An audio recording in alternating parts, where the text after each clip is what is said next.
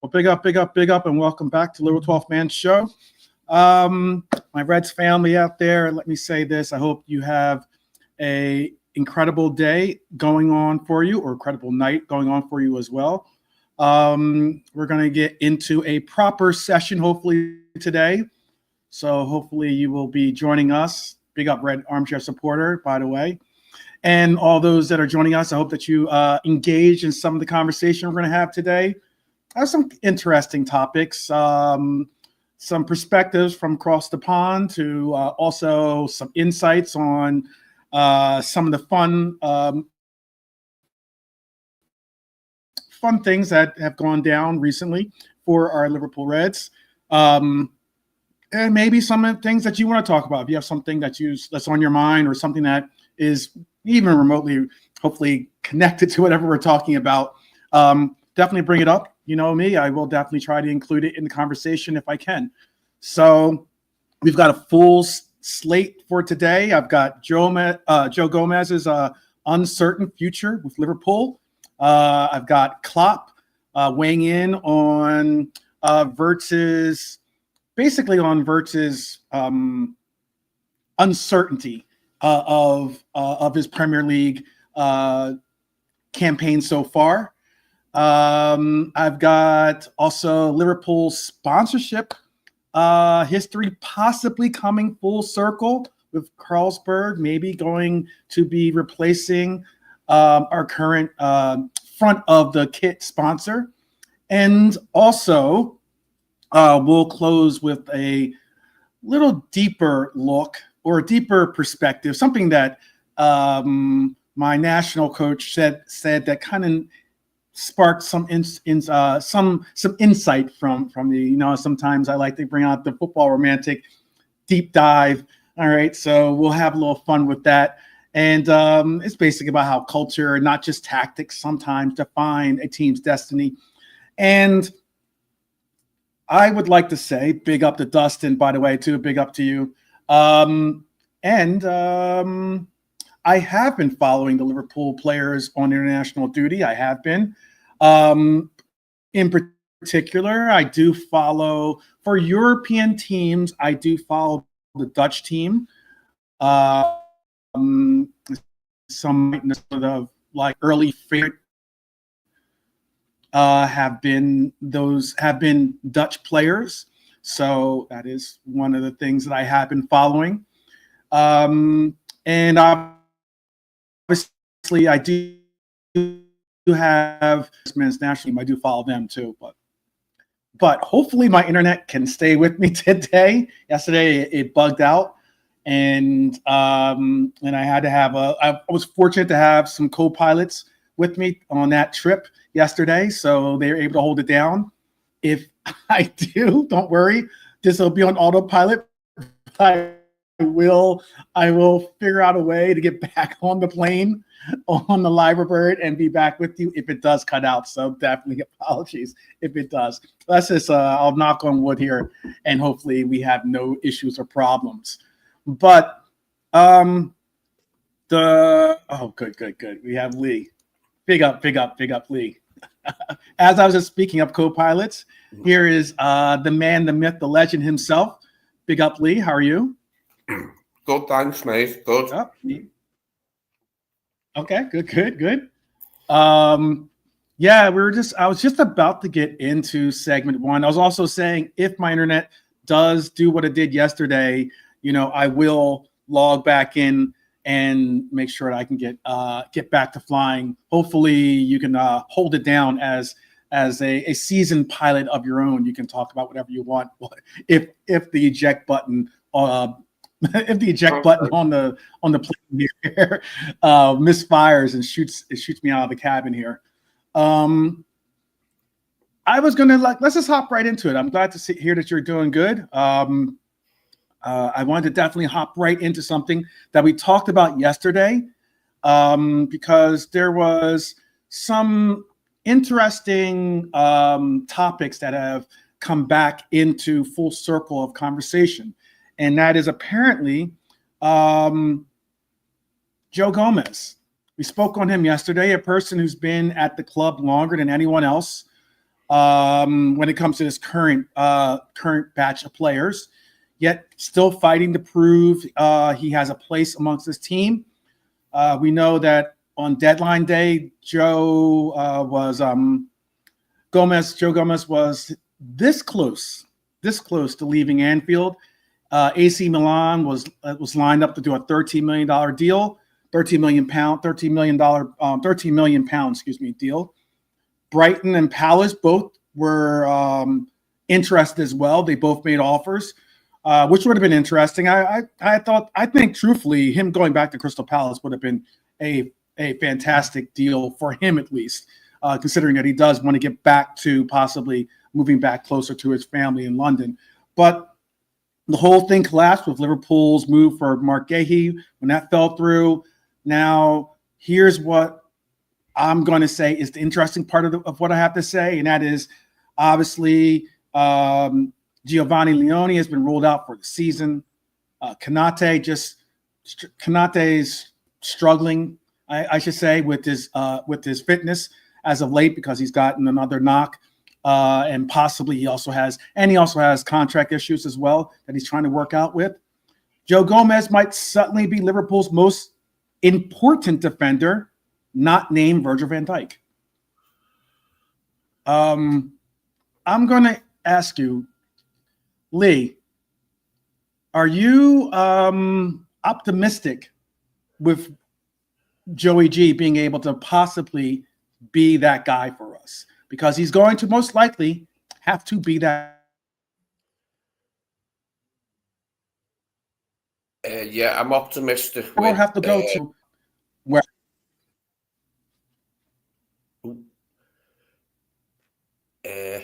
You cut out a bit there. I couldn't hear you quite then. Did I cut out a little bit? I'll just say anyway, I'm optimistic that he can regain some sort of form and do the business if he can get, if he can get himself up to speed. The only worry is the fitness thing, how many games he could play, and that we're going to have to be a bit cagey and not overplay him because we're going to need him now. He's going to have to play a lot more games. And we've just got to gauge it right, haven't we, and make sure that we don't injure him. But I'm optimistic that he could show, he could recapture some form, because we know we can still do it from Jurgen's last season. Last season was a little bit different, like a bit of a write-off for him injury-wise last season. But Jurgen's last season, he was almost ever present, wasn't he? Or I think he was. Yeah. And I get it. Red Armchair supporter saying Joey's ability isn't in question, in his opinion. And that's something I don't think any of us have any. I think, actually, to be honest with you, and this is just my perspective, okay? Other than Virgil van Dijk, I think, truthfully, Joe Gomez is our most talented center half, other than Virgil van Dijk, which is what I'm saying. I don't know if you agree with that or not, but I really do believe that he's the most talented center half that we have on our team. I think I rate him higher in talent and ability than Ibu. I'm not saying that Ibu's bad or something like that. Hopefully you can hear me. You can hear me, right, Lee? Yeah. Okay, just making sure, because I know you said I cut out earlier. And this is just my perspective again. I know that some might have different perspectives. Some might rate Ibu as certainly our best defender, maybe our best defender, if not at least our second best defender on this team. I truthfully do, though, think of Joey as our best defender, and our second best defender, I should say. And I say that because I think we've seen the versatility that he has when playing left back or right back, but when he's played left back and right back, and even when he's played in our center half positions, having the ability to have the passing range that he does, I think is the reason why I'm saying what I'm saying. Am I going too far with that, do you think? No, he's definitely got the talent, hasn't he? We just need and the fitness. Those grayed out those grayed out pictures, by the way, just in case people are wondering, those are injured players, as in those are the only reason why they're grayed out. They're just not because it's not an inflection on the player. It's just that they both, obviously Leone's out, and now possibly Konate might be out for our upcoming match. But go ahead. I apologize for interrupting you. Joe can make errors, you know, as a centre-back, but all centre-backs can. Virgil can make errors, anyone can. But Ibu seems to make more. You know, sometimes with Ibu, even when he's really on his game, you're not quite sure with him if he's going to make a boo-boo, are you? I think possibly Joe's less prone to that, like over a prolonged periods of appearances, like you get less accidents from Joe. Boo-boos. Okay, I like that. So I talk to like my little niece or little nephew. But yes, he does make some boo-boos here and there. I know that it gets down to what something that we broke up or chopped up yesterday. I know that Joe's injury record is not the greatest, but it's what's a unique situation with that conversation is neither is Ibu's. You know, the difference being Ibu is younger than Joe, so therefore maybe you're trying to engineer more of a pathway of getting Konate to be that guy that eventually is the centerpiece of our defense. But it's just interesting. It's just an interesting conversation. I mean, when I think personally, Gomez should, and I would go as far as to has to start right now, especially if we don't have any center halves to go with these two center halves that are grayed out being injured. Because, and it's not just because of the injuries though. I think when Gomez plays, Liverpool's defensive lines looks a little bit more stable in transition. I think he's not rash. He's not as rash, I should say, as Konate is sometimes with his challenges. He's experienced. He's got the physical profile to handle Premier League forwards, especially against countering attack sides like we'll be facing in United. And what I mean by that is he has the pace to recover. You also get versatility. He can shift between right back and center back mid-match. So therefore, if he is, you know how we do have to cover, some of our center halves have to kind of like not just be more central. They have to sometimes shade off into the wing positions. I think he can do that as well, obviously. I think by doing so, he'll be allowing Slot to be more flexible with not needing to sub possibly a player. He could say you can move him from right center half to right back if you wanted to, if you needed to do something like that.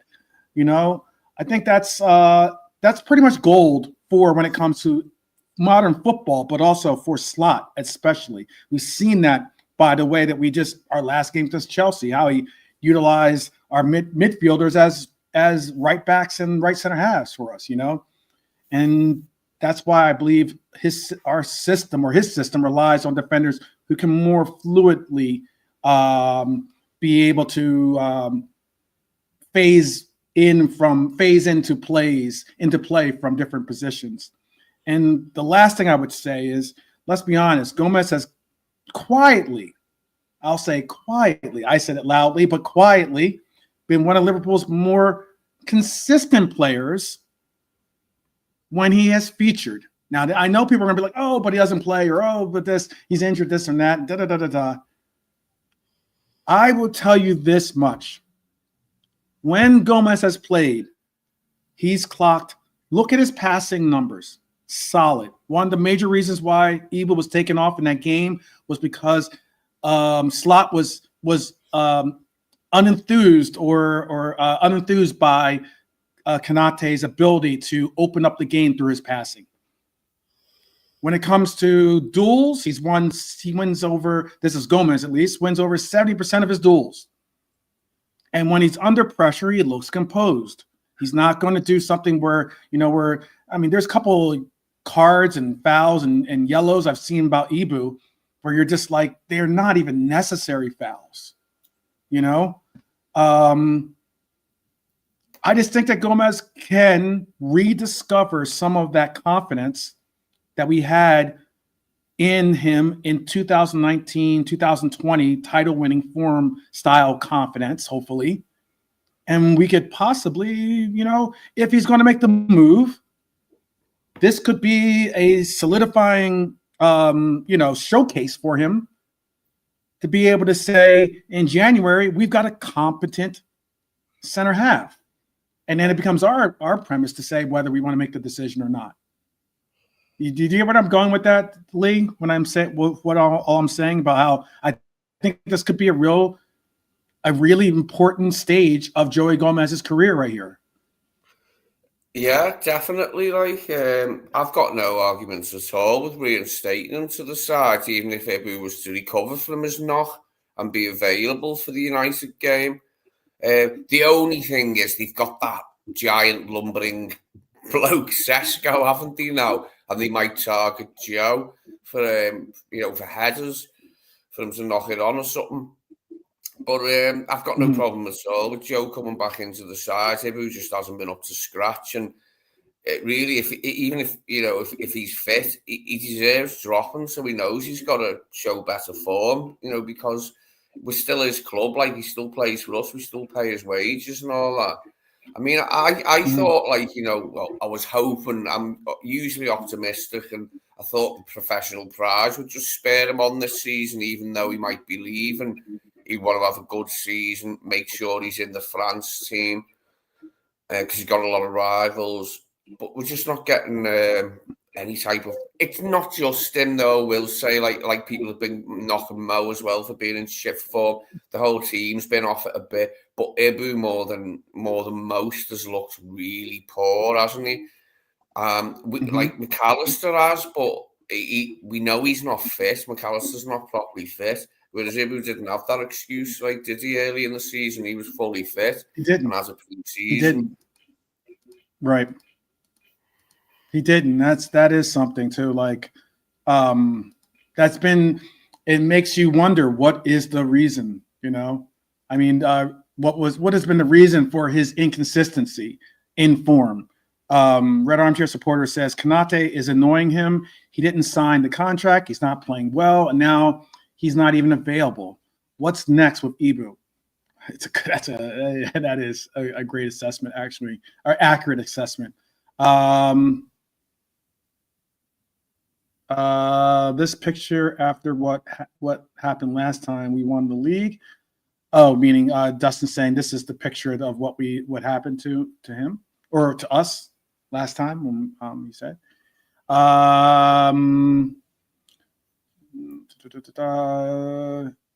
Dara thinks that Konate is overrated, and it is his attitude for Dara that is the most frustrating for him when it comes to Konate.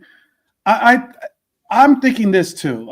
Again, I'll reemphasize this. I mean, the layer that sticks out for me, Lee, is this,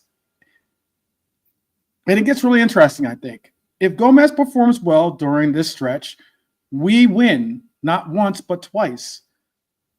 In that, we win in the sense of we stabilize the back line heading into possibly one of the toughest parts of our season. Coming up, we got this game, got Champions League game. We'll have other little. I think we have the 29th, I believe, is our League Cup game against Crystal Palace, who's been a bogey team for us as of late. We're coming up on this tough stretch of games, and our main contender of a team, being Arsenal at the moment, is going to have an easier run of games with their fixture list. I can pull it up. I'll pull up their list so I can give you kind of an idea of what they'll be working with. And then even if you look at City, again, don't get it twisted. City is still a contender for this league. I know a lot of people don't possibly think that, but let's be honest, with the way that Haaland is playing, and when you have a dynamic coach in Pep, you have to always keep them in your rearview mirror as best as possible. But again, so we have this toughest part of the season. And then the second part of that, Lee, is if Liverpool does decide to sell in January, or even next summer, but primarily we do decide to sell in January, it will be a little bit of a head scratcher, considering it would have to mean that we're going to probably be bringing in multiple center halves to cover not only Joe's departure, but also the lack of other options when it comes to, because unfortunately Leone is out for the entire year. Fortunately, Konate hopefully is only going to be out for a small segment of time. But when it comes to Joe, we're talking about an English defender with Premier League and Champions League experience, capable of playing 2 or 3 positions, if not 4 in the back line. I mean, that's pretty much premium real estate when it comes to today's market. And AC Milan was interested before. Newcastle wanted to bring him in before this. Spurs even knocked on the door wondering about Joey's availability, which would be a very interesting move for Joe if he were to go to North London. But do you think it's a good move for Joe? Do you think it's a good move for Joey to possibly make the move in January? And B, do you think it's a good move for Liverpool Football Club to move on from Joey in January? No, I would say, because it's okay. Maybe in the summer if he gets offers and he wants to go, and we can afford to let him go, but not in January. No, I wouldn't let him go. Definitely not. Maybe we need to bring players in, not lose players in January in centre-back position. Or at least play. The number that players, yes, plural, yeah. The number that they originally were trying to get from us was 13. They were trying to get him for 13 million. What's the price that you would put on Joey? What's the number that would make you say, okay, maybe we need to consider this move? No, 13 million is not it.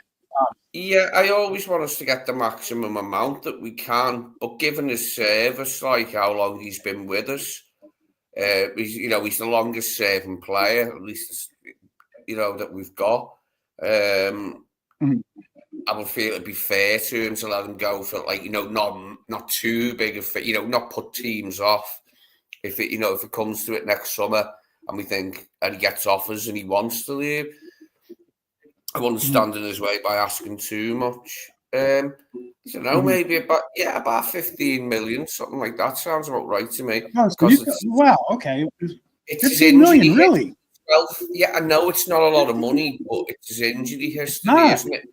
I don't think anyone's going to queue up to give us a big fee, sadly. I don't think, because of the injury record. But yeah, like I said, then, because he's been a good servant and he's our longest serving player, I wouldn't, want us to price him out of a move is what I'm trying to say. So maybe, 15, 20 million, something like that. It isn't much these days. It is a drop in the ocean for a very experienced player, but it's just his availability, isn't it? And whether putting too big a fee on him would put people off and mean that he couldn't move. So are you saying basically, hypothetically, Crystal Palace calls and they say, hey, we're interested in Joe.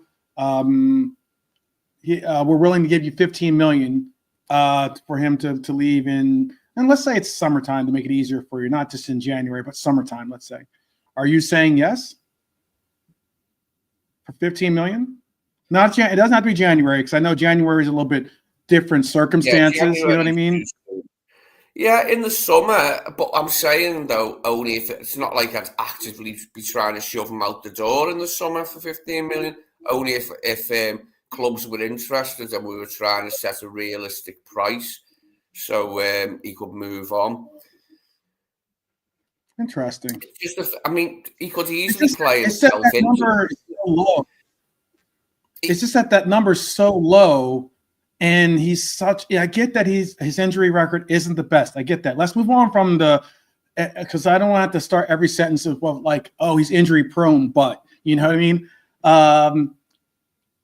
Because we did have a stint where he was available for good chunks of the season, especially in that, as you mentioned, that Klopp season that we had him playing left back and right back and everything else. Even DM for us at one point, by the way. But with his versatility, with his experience, with the fact that he is a cultured piece of Liverpool, of the Liverpool team, you know, it's such a weird situation because that 15 million sounds so. It's like it's too, especially for a club like Liverpool that's spending hundreds of millions of pounds on players. You know, it's almost like I'd rather say eat the 13 million. You know, like don't you get what I'm getting at? You know, I rather almost say like is 15 million going to be a needle mover for anything that we do? Getting a replacement or getting two replacements, is that going to be any bit of a needle mover for us? And it's like, no, it's probably not. Most of these, especially when you have your Gahey's and some of the other names I spoke about yesterday, your Pachos and your Diamandes, or you know, all these other players out there that are looking at like 45, 55 million, like 45 to 50, maybe it's not 60 million pounds. Some actually, one of those players was 70-some million pounds they wanted. I think he had a 70-something million pound buyout clause, you know? I guess I'll ask the chat what their number would be for it to be. So it's sometimes some points, like as in just in the sheer fact of what the player means, what the player, like as in, it's almost like sometimes you might have a car, you know, and eventually like that car's value isn't the value that it's not nearly the value paid for it initially, but like but it's still a good car.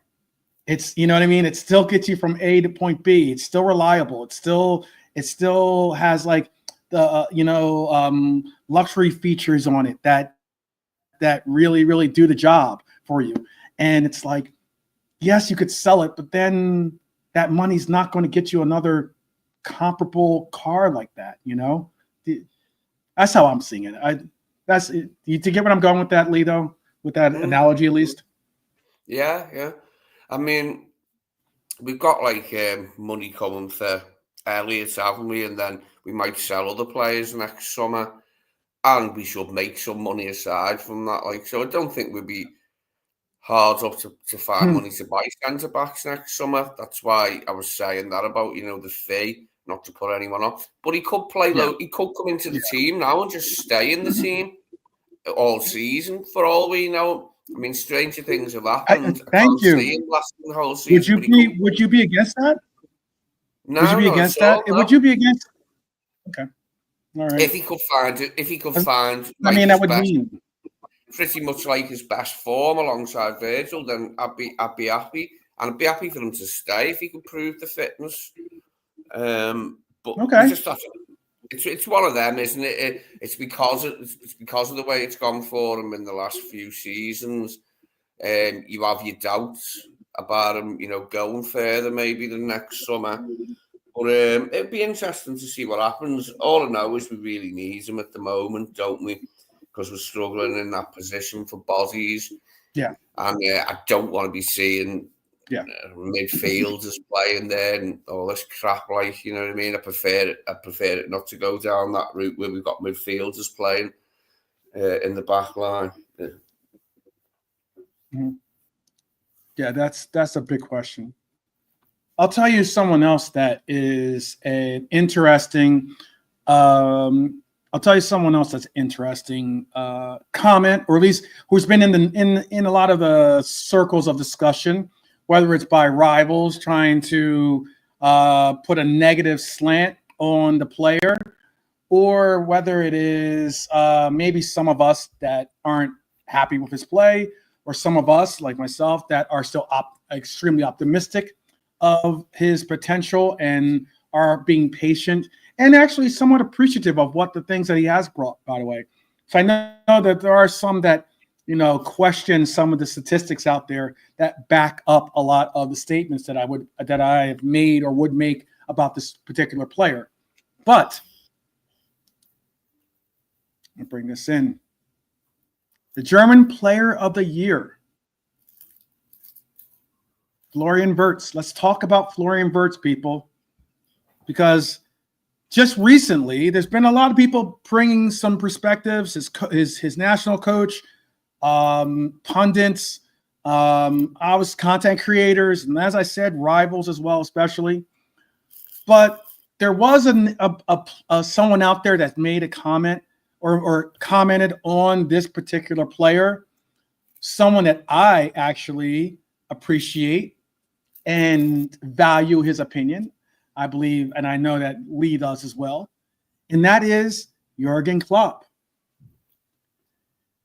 Klopp's recent comments have stirred up a little bit of conversation, let's say, and honestly, I'm 100% with the man on this one, because Klopp called Wirtz a once-in-a-century talent, quote unquote. And that's not hyperbole, excuse me. It's very interesting because I just think that when you look at Wirtz, he's a natural talent. And I know naturally people are going to get impatient because of the 007, 008, 00, I think it's on 009 or something that it is right now or something, that he hasn't technically put in an assist or goal contribution for us. I get that. But saying once in a century talent is recognition from someone who knows what generational talent and quality looks like.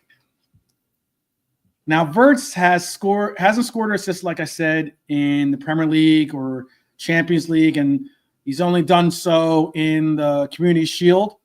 And naturally, like I said, people will get impatient with that. But let's take a breather. Let's remember, he's a 22-year-old kid coming from the Bundesliga, moving to England for the first time, adapting to a totally different rhythm, totally different climate, language, tactical system. You don't sometimes click overnight when you're coming into a team that's also going through transition in itself. People forget, or people sometimes forget Jurgen Klopp's first few months with players like Fabinho, players like Robbo, who it's not a language difference. Some might say it's a language difference between Scotland and England, but but Robbo, and even Ox. Remember Oxland? Remember Ox when he played for us? Oxlade-Chamberlain, obviously. He looked rough at times, He was bad. He's come back from injury and the likes and making his way to solidify himself. And even Ox looked bad at times. But then Ox would have moments where he would get his footing and Ox started to actually contribute.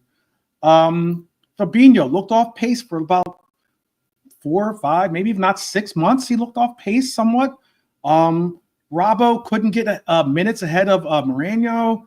Again, Ox couldn't find a real solid position that he could call his own. Yet, all three of them were major parts in a Champions League winning team. And why is because Klopp and now Slot, I understand that the development is not linear. Talent doesn't vanish just because adaptation takes time. And with Wirtz, you can see the quality, I think, in glimpses. He touches Just recently, his touches with Germany have been sublime. Red Armchair Supporter asked me earlier if I've been watching some matches. Yeah, I've been watching Germany too because I want to see if Wirtz can kind of get into gear, and his scanning is elite. His awareness between the lines is something you can't coach. And what he's missing right now is rhythm, that understanding of teammates' movements, something I've been really, really, really trying to underline and bring out as points, and often don't even get mentioned by others out there a lot of times when it comes to the recognition of that. You got to know what the players around you really like, what they like, what their tendencies are, and that timing will only come by you playing more often and more readily with those players in the games. I'm going to bring up a quote here. Let me bring up this quote that let me bring up one other quote, because this is a quote by his current coach. This one was by Nagelsmann. And even though he hasn't scored any goals, he is still the player who creates the most chances in the Premier League. It's not his fault if his team, or his teammates don't convert them. And the statistics don't even tell the whole story. That's what German head coach Julian Nagelsmann had to say about Jurgen Klopp, about Wirtz. What do you have to say about all of what I've been saying? What do you have to say about this comment by Nagelsmann? Do you think that he's getting kind of like a bad beat, considering that he's what he said has merit? If he's creating all these chances, it's not a problem. He can't put the ball in the back of the net. His teammates have to. Mm. No, it's true. I'm glad he said that. It hasn't gave him any respite from the stick of rival fans, saying but the rival fans saying he was a flop after the first game because he wasn't like outstanding in the first game of the season against Bournemouth. Do you know what I mean? So there's always going to be a load of them saying that, like, yeah, that's it. He has created chances. We know that, and we know he's just, feeling his way into the team, don't we? Like, and it's a new system. It's quite different from the one at Leverkusen, and he's got new. The main thing is the new players, because he'd played different systems before, like with the national side, whatever. But it's the new players. It's getting to know his teammates and striking up a relationship with them on the pitch, which will come eventually. Just takes a bit of time.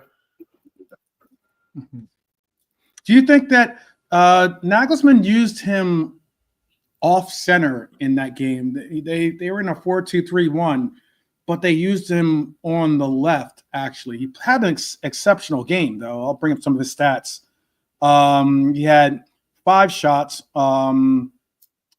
had 95 touches. He had 4 key passes. He was 88% for his passing with 68 out of 77 passes made.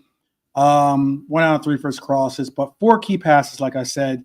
Big chances created. He had 1 big chance created. He had 2 shots off target, 3 shots blocked, but 1 hit the woodwork.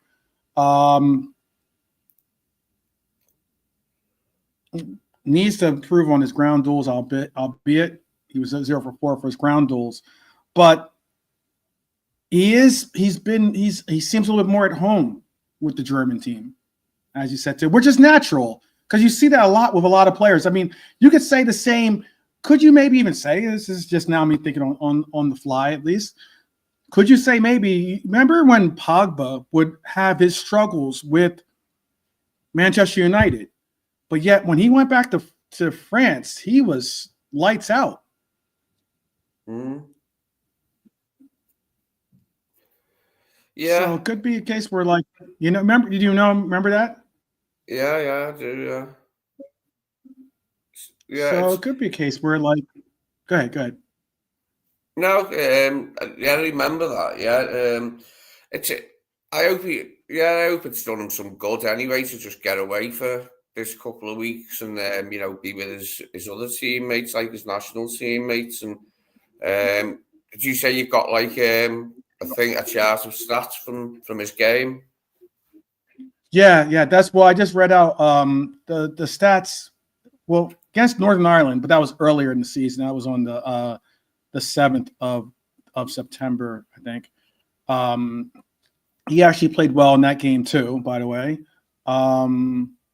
Had a goal in that game. That was the one where he had the free kick goal. Excuse me. And still, but had 2 shots on target, was, had 87% again, 3 key passes in the Northern Ireland game. But against Luxembourg, I know Luxembourg's not a heavy hitter necessarily, but he was one of the highlights for Germany in this game too. Kimmich was the man of the match, but Florian Wirtz he had 5 shots in this game. He was more involved. He had 4 key passes. He had big chance created. It's something where I'm just saying that, tomorrow is their game against Northern Ireland again. They have their return fixture against Northern Ireland again. Because the 3-1 game was in Germany, and now this one's going to be in Northern Ireland. I just think if you maybe even watched him at Leverkusen, you saw one of the smartest attacking midfielders in Europe. He was pulling strings for Xabi's side, and that same side that dominated the Bundesliga without losing a game, utilized him as being one of the key components in their offense. We are trying to do that. I'm not saying that we're not trying to. Are we being successful with doing it? That's a different story. But Slot is trying to create a fluid triangle. I personally think that you weren't backstage with us when I brought up my interpretation of what could be an answer for our team, but I know that some people don't want to play with 2 strikers because we only have 2 strikers technically, a part of our lineup. I get it. Dan's is a player that could be utilized at some point. Who knows? I think he's currently injured at the moment. Also, you have players that like Chiesa, who has played the 9 role for us, but isn't a striker per se. But we only have 2 strikers realistically in Ekitike and Isak. I still think that we could create one of the most dynamic triangles if we were to utilize Wirtz as the 10 and Ekitike as the left, and Ekitike and Isak as the left and right center forwards. It's taking it back. I get it. Some Liverpool fans, not everyone watching. I go good majority of the ones watching do remember when we did play a 4-4-2, and we did utilize it. Some might even remember, and that's not even going. You don't have to even go that far back. I mean, you could recognize it from the days when we used to play with Sturridge and Suarez. Remember those days, Lee? I do, yeah. We were pretty. Suarez and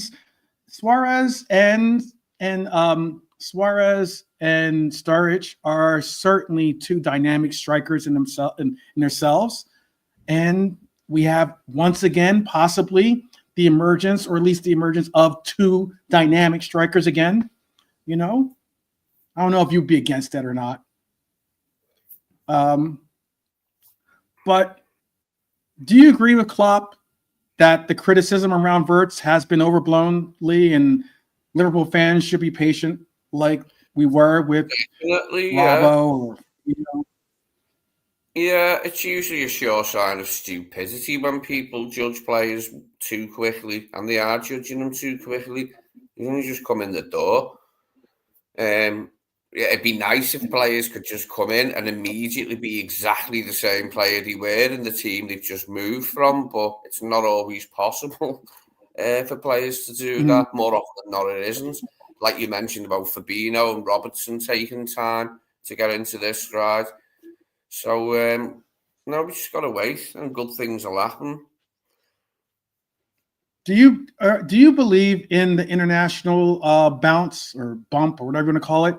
Do you believe that players can utilize the international break as a bump to getting their form back, or is it just it's too different of games? Because I know sometimes I'll bring up, oh well, this player is doing well in international play, and people will be like, oh well, that's international play, as if it's different. It's like because as if they don't, it's like they don't kick the same type of football. No, certainly believe it can help them with their club form if they're struggling with club form and they go away and play well for the national side. I mean, it's about confidence, isn't it? A lot of the game for players to be confident, and it can't put it this way, it can't do any harm for him to play as well.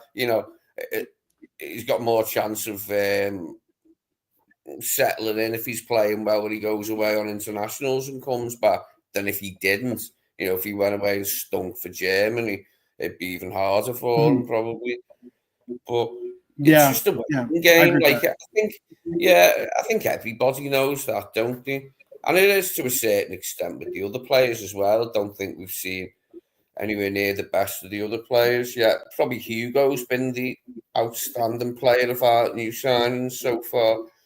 But there's more to come, isn't there, from all of them? The full-backs, from Isak, from Wirtz, and more to come from Hugo as well, as he gets more and more used to the Premier League rhythm. It is something, because when you spend 160 million pounds on a player, I think people want instant fireworks. They want immediate, difference maker. But what we actually bought is a 22-year-old who's going to be elite for a decade, as opposed to just immediately right now. And that transition from the Bundesliga to the Premier League is something worth the investment, I think. Now, if it's something where we're 4 or 5 years down the road and we're still scratching our head as to, oh, this player's just not, really clicking in, that's a different story. But I think, like you said, it's way, way too early to be like, he's a flop, he's a flop, he's a flop. That's more like banter settings when it comes to rivals trying to have a leg to stand on, because let's be honest, they're pretty much probably disappointed and frustrated or jealous is a better word, probably, that we got such an amazing player. And I think it's going to be interesting. I think it's going to be very interesting to see what we make of it. Because I agree with Klopp. I definitely agree with Klopp. I think I understand people are going to be talking about the 3 losses in a row. I would go as far as to say I don't think that Wirtz was the cause, nor would I go as far as to say was he not some bit of a contributor towards at least us having a chance in those games. He was not, the end all be all in those games, but he was definitely a factor in some of the form that we've had. But unfortunately, it hasn't paid off with him for other reasons. It should be interesting.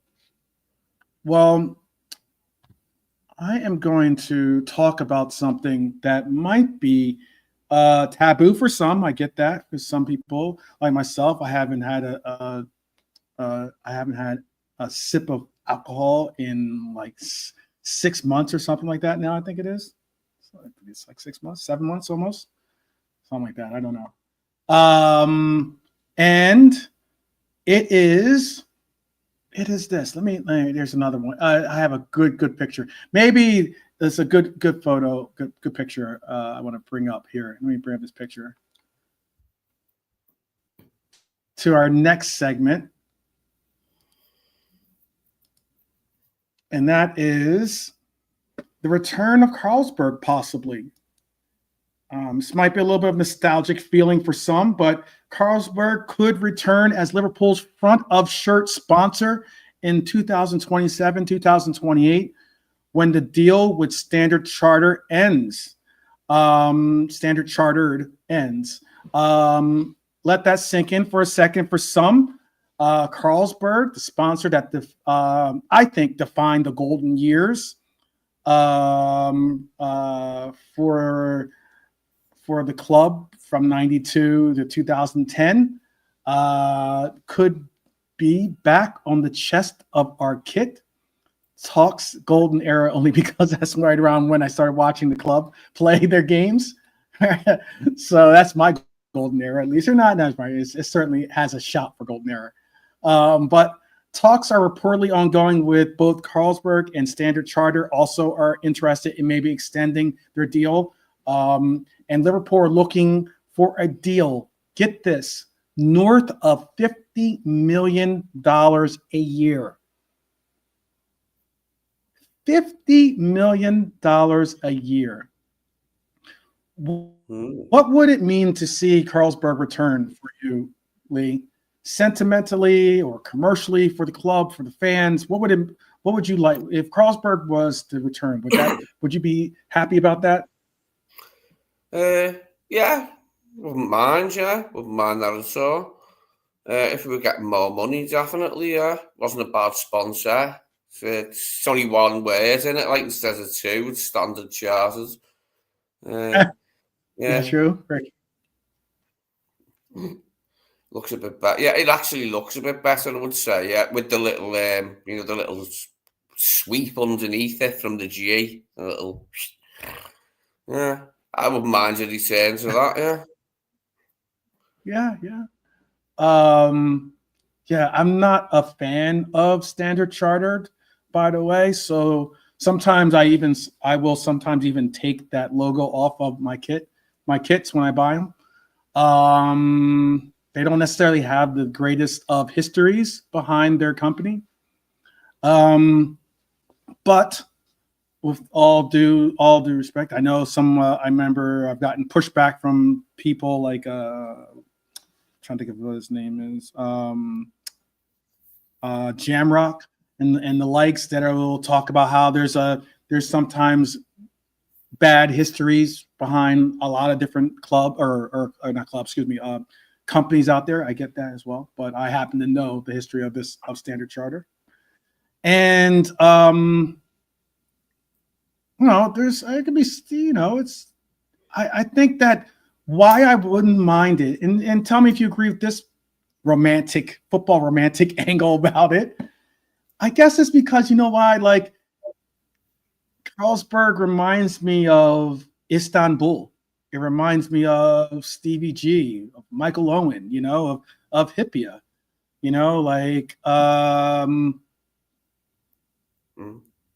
it's a connection to.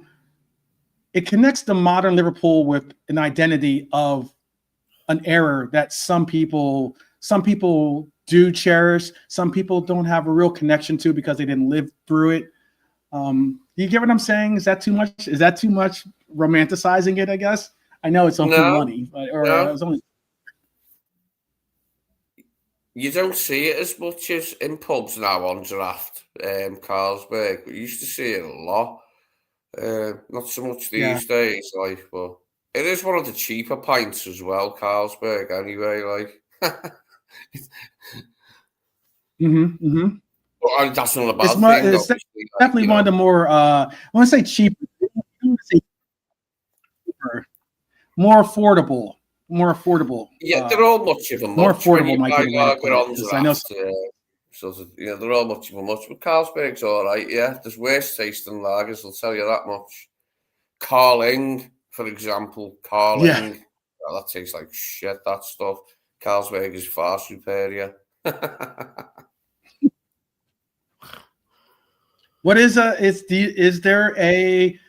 I remember when this is back when I was in DC, and we were we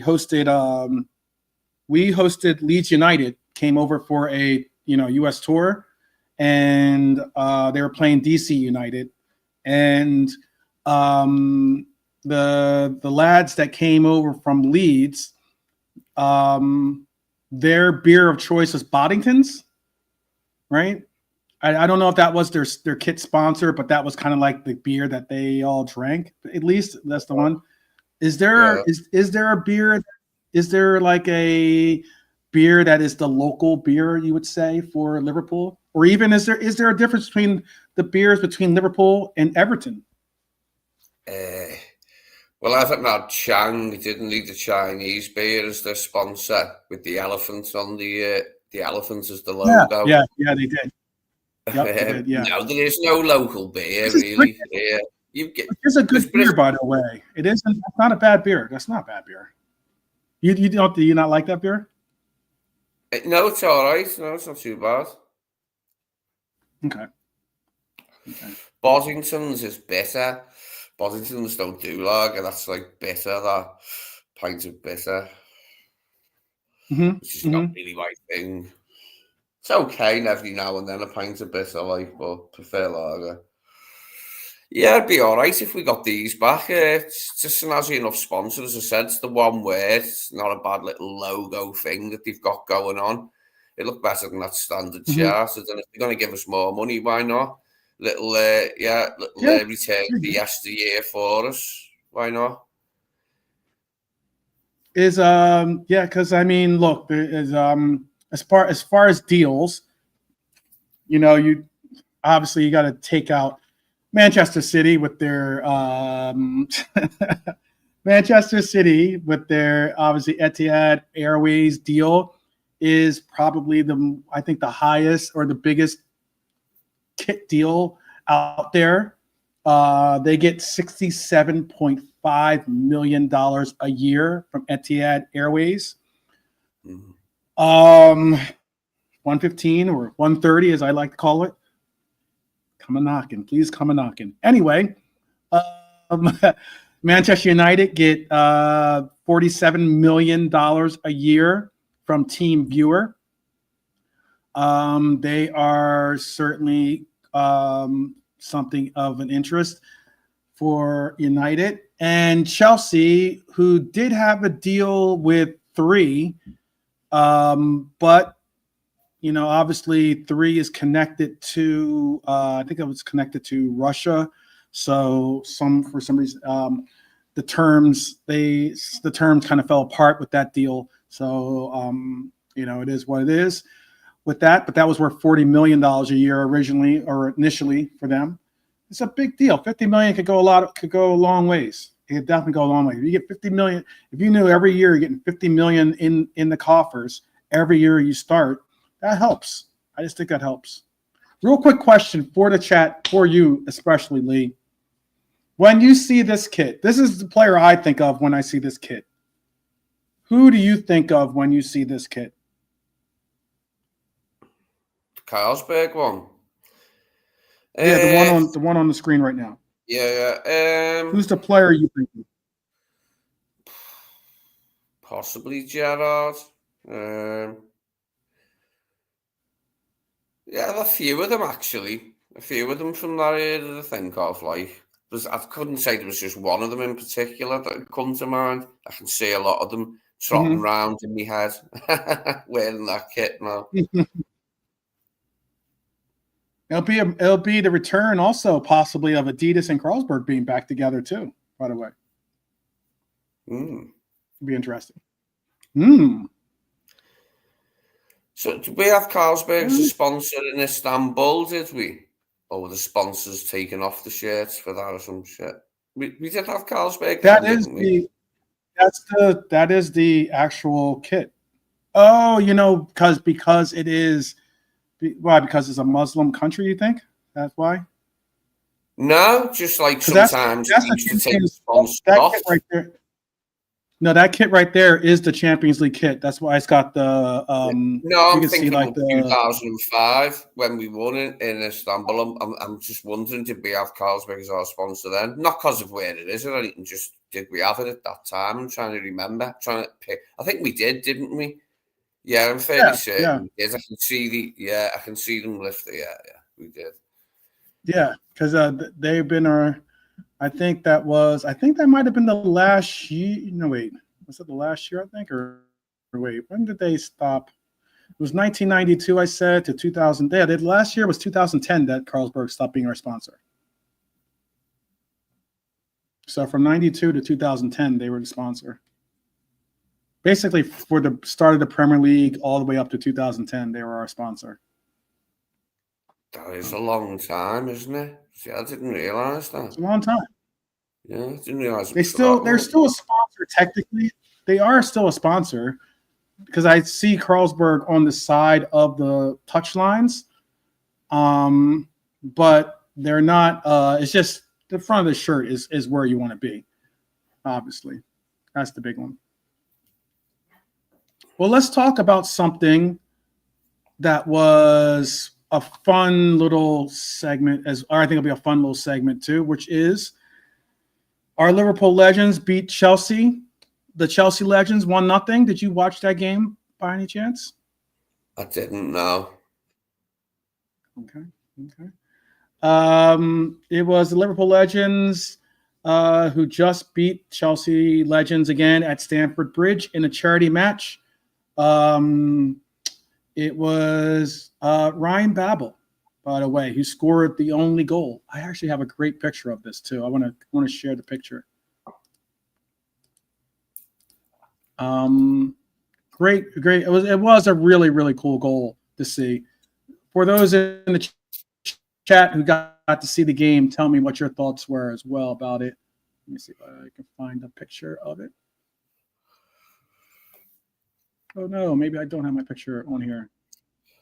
I think I did see it. I think Brian mentioned that on his show yesterday. I think it did. Yeah. Because I remember seeing because he's seen Benayoun and a few others going over to celebrate.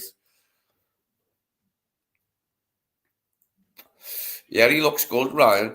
He looks well. It shows you the picture of him talking after it. And that. I didn't see him talking. I only saw a still, what Brian showed us. Like.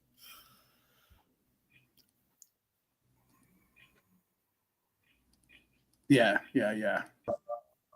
His health as well. Yeah.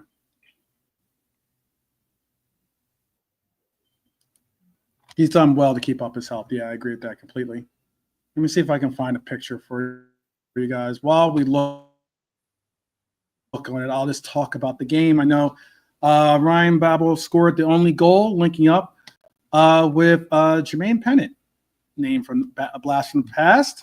Also looking good on the pitch too, before cutting inside and curling one into the corner. His celebration was the Baby Shark tribute, which was really cool, honoring the late Diego Jota. There was also a touching moment of silence for Matt Beard, and both Diego and his brother Andre. It really, really hammered home the importance of family and the importance of what football and recognizing the brilliance and beauty of family means, I think. I would say this.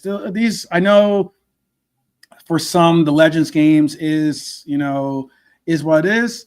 Some aren't interested in it at all. Some of us are happy to see some of our former legends or not former, but our former heroes out there, or at least our pitch heroes out there, doing what they know best, or doing it to whatever level they can get close to, emulating that they used to do on the pitch. How special is it that legend matches still carry the same competitive spirit and sense of unity Lee. How special is that to you? It's good that the players, can see well, if they did play together in the same era, that they can see each other again. But I've never been massively into it, like as for myself personally, like watching Legends matches. I've seen a few, but not that many.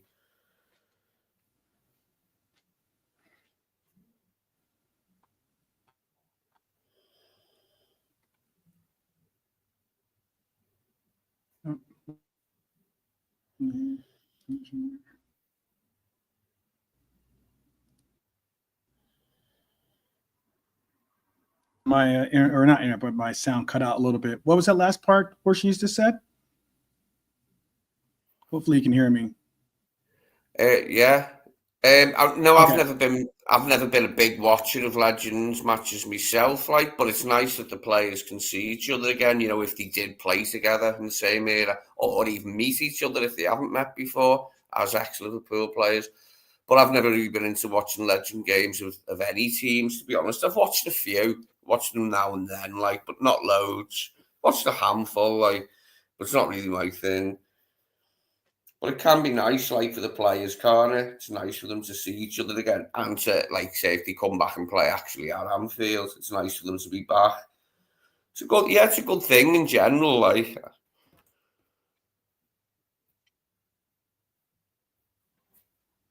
Obviously, good cause is always related to, whatever foundation that they're playing for, or I think that usually they play for both foundations. Whatever Chelsea's cause is and whatever Liverpool's cause is, they'll usually play for those kinds of efforts. But I'll ask then the question of, do you think that these games help connect? And this is something I truly do believe, but I think that it's important to do that, teach one, each one type sense, culture is certainly something of at least the Liverpool culture, but it's something that's been instilled on to me by others that were, obviously following this club long before myself. And I would say, do you think that these games help connect younger fans with club history in ways regular coverage can't possibly? Do you think that that's a benefit? Yeah, I suppose so, yeah. I suppose there's something in that, yeah. Okay. Yeah. Is that too? Again, it's the international break, so I get a chance to be a little bit more football romantic than normal. So, so you can look at it that way. For some of the takes that I have for you today.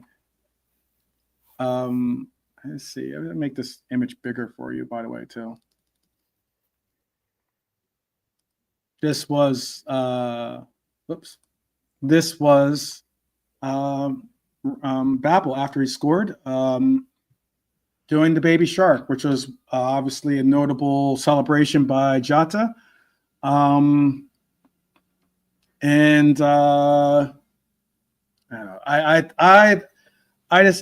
enjoyed the fact because it's a chance to, obviously with this celebration, he was able to really pay homage to Jota, his family, his brother,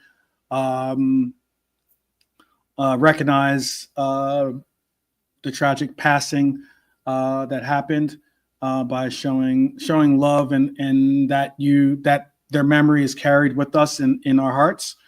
And,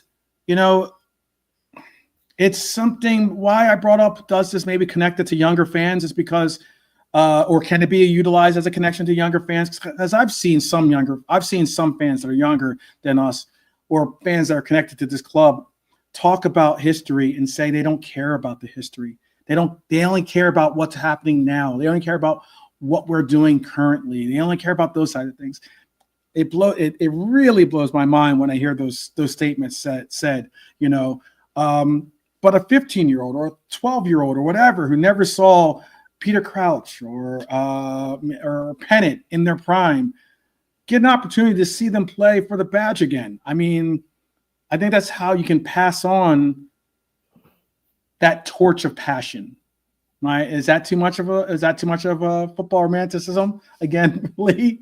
Or no, it's totally valid to say that. It is nice for like some fans who can't maybe get to see the team, get a ticket. They can go and see the Legends.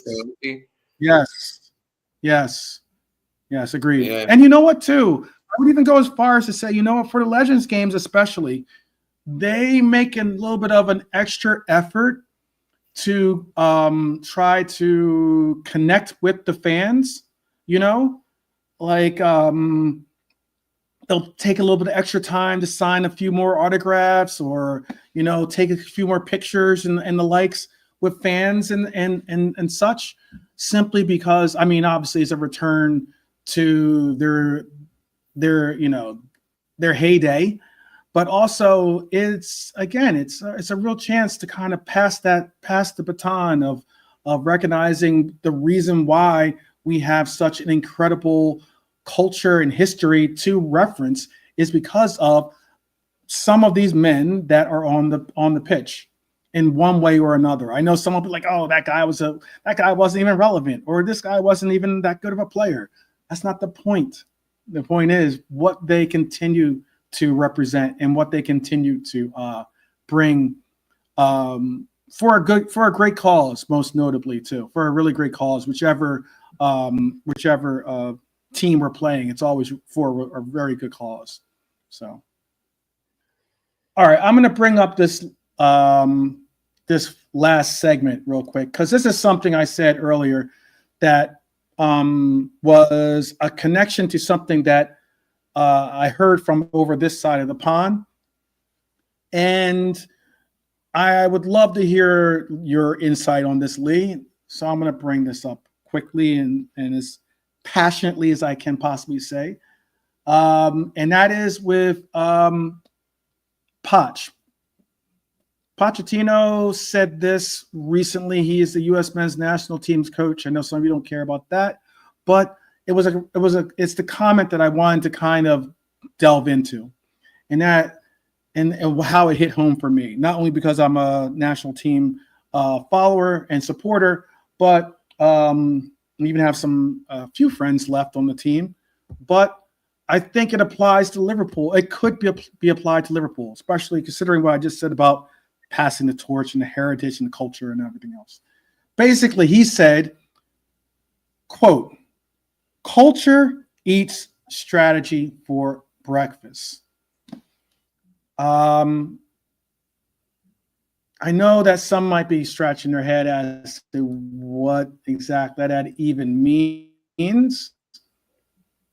I understand that completely, but there is a little bit of nuance to that statement that kind of hit home for me, especially when we're trying to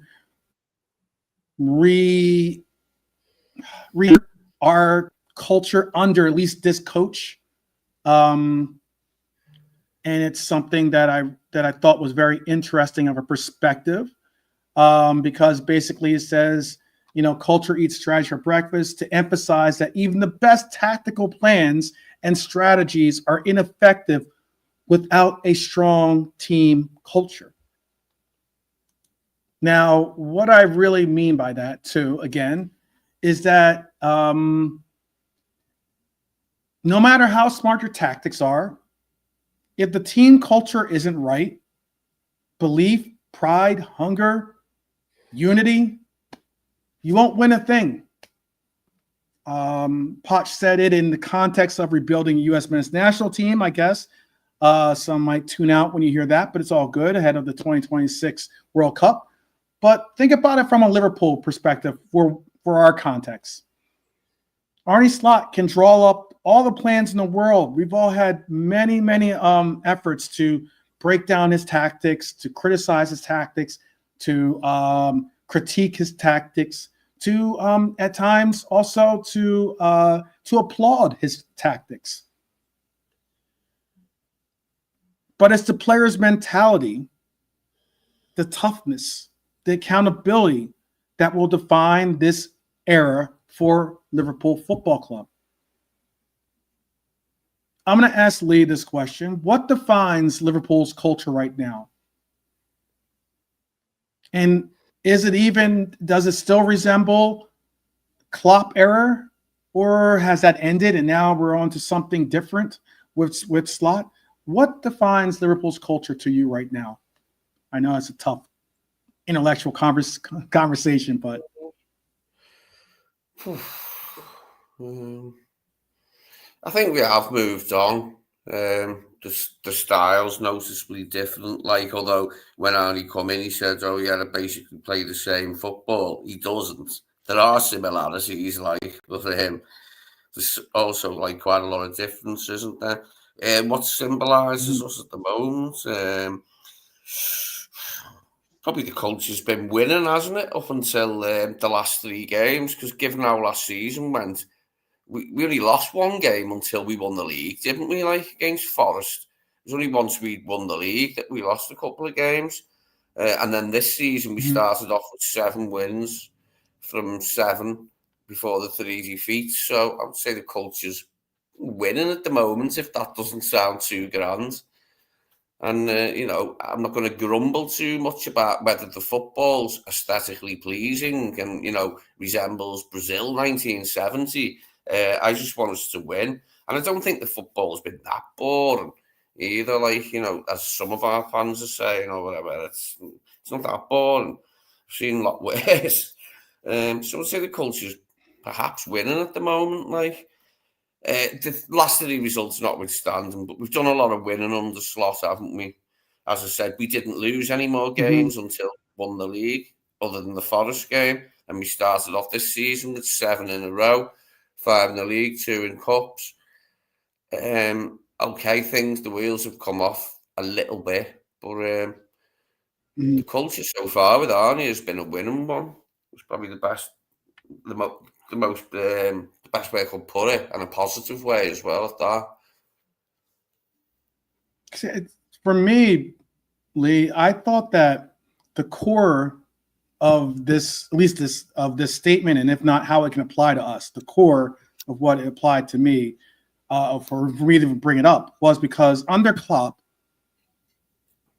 you can say what you want about his tactics and everything else and yada yada, or if he was a good coach or if he wasn't a good coach in some people's minds. But under Klopp, our culture was the system. Our culture was the system. That's at least my perspective. Everyone bought into it. You had players that, and it was a quick buying into it. If you didn't buy into it, you were out. You were out. What was the center half that that was joking around and found him and he found his pink slip real quick? Remember for Klopp, Lee? Do you remember? Oh, Saka. Saka, right? Yeah. Yep. That culture, whatever was the culture of Brendan Rodgers or cultures of other coaches or actually that's pretty much the only coach that a lot of those players had really played with other by the time Klopp had gotten there, at least for Liverpool's culture. That culture was no longer present. And I think that Klopp's culture of heavy metal, of counter-pressing, of turning from doubters to believers, that culture was something that was instilled in you. And if you didn't have that, if you didn't believe or you didn't want to buy into that culture, then you weren't really going to mesh with that system, with his system, with our system.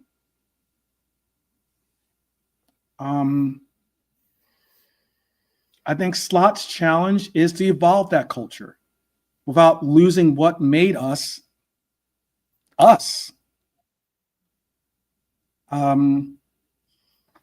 I'll say it like this, or at least I'll ask you another question here. Do you think that Slot can build a culture strong enough to rival Klopp's? Or will his team always be measured against Klopp's and kind of always linger in a shadow of Klopp? Can he evolve a culture that is going to be not only appreciative and respective of Klopp's culture, but also have an identity of its own. Yeah, I think so. I mean, Jurgen's shadow still looms large, but it is only just more than one season ago that he walked out the door. And it was only last summer, wasn't it? Like when he left last May. Yeah. So obviously, the memory of him still around, but that'll fade. I don't mean in the fans' mind. I mean, for Slot, and he'll be able to hopefully, instill his own things in that, and have a notable culture of his own. One that's recognisably his own. And I'm quite optimistic that the future will bring that, given the signings that we've got. The success we had last season, we're just waiting for it to all come together, aren't we? And I think then Arne will come into his own, and everything will be, fully identifiable as being his, rather than, a relic of the past, a leftover from Jurgen's time. Yeah, I can understand exactly what you mean, because I think it's just going to take time for us. I know there's been a lot of I'm going to say renewed, but certainly visceral angst against Slot as of late with the 3 losses. I know that there is rivals taking their opportunities to kind of chop at the tree of stability, or at one of the legs of the platforms that he's sitting on with his Premier League title. But great cultures aren't declared; they're built brick by brick, match by match. I'd say this comment is pertinent to us because I think our next evolution is tactical. Isn't tactical. It's going to be cultural. I think that more so than not, it's going to be cultural. It's going to be about those of us that, really just get behind our players and support their efforts, appreciate what they do for the badge. It's something that I got into a little bit of back and forth with some panelists on not necessarily on this channel, but on other channels, maybe whether if I'm in the chat or even on the panel. But it's one of those things, for myself, there's some I hear a lot of other club or content creators out there proud of their players. You hear someone talk about Caicedo for Chelsea. They're all proud of Caicedo. They rep him. They're all about propelling him as the importance and greatness that he brings to their club and the appreciation they have for him. For Arsenal, it's Declan Rice or Saka, and they're all proud of those types of players and the likes. I am one of those people. I know some people with the football romantic title I have. I do sometimes not only put my heart on my sleeve, but I also appreciate the badge and those that play for it because they represent us on the pitch. So yeah, sometimes I do get very passionate when it comes to speaking on our players, because I figure if there's someone's got to stand up for them. If it's not going to be our own supporters, then who will it be? Certainly not our rivals. I should take it that way. But I am going to say, after another packed episode in the books here, from Gomez's crossroads to Klopp's Wirtz defense, to sponsorship nostalgia, to the Legends game at heart. Finally, the big picture truth about tactics fading, but culture always lasts above all. Please hit the like button. Drop your thoughts below in the comments section if you can. That's always helpful. You can talk about what culture means to you. You can talk about whatever you like that we spoke on earlier. But I'm going to give you this moment of zen. I'll even allow for Lee to kind of give his take on this. But this is your moment of zen. I saw this and it actually made me chuckle a little bit. This is a little bit of the culture that exists.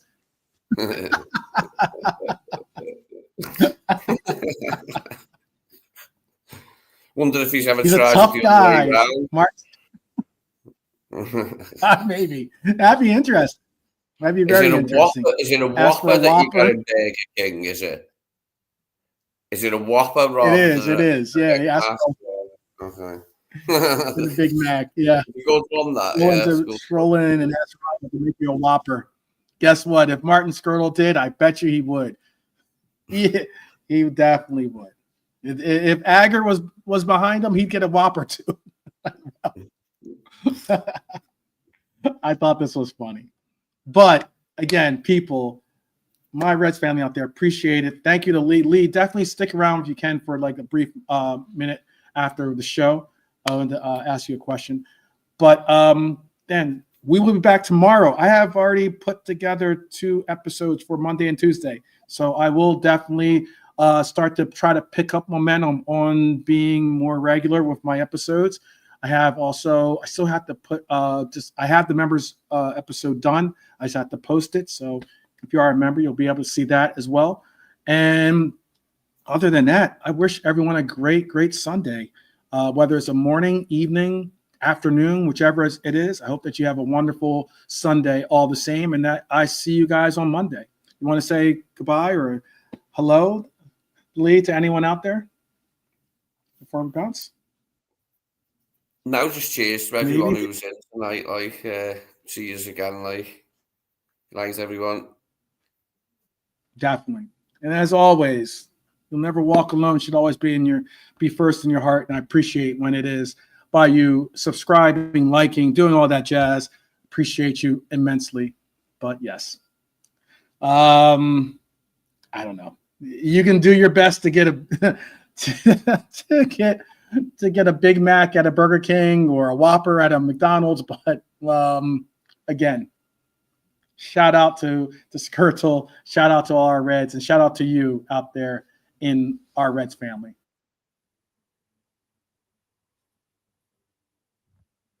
And as always,